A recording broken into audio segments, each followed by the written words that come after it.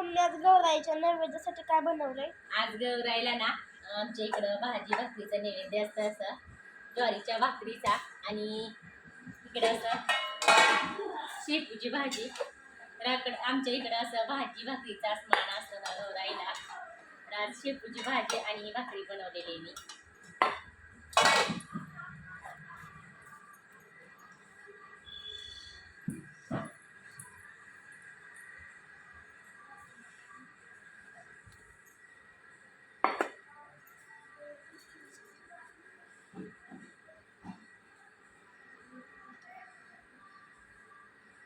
असं नैवेद्य असतं आमच्याकडं भाजी भाकरीचा.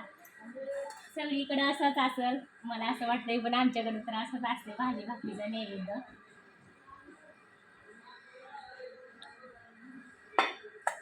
आणि सगळ्यांसाठी पण असंच शेपूची भाजी भाकरी आणि बटाट्याची भाजी आहे ना, जेवणा संध्याकाळच्या सगळे जेवायला. ज्या सगळे जेवायला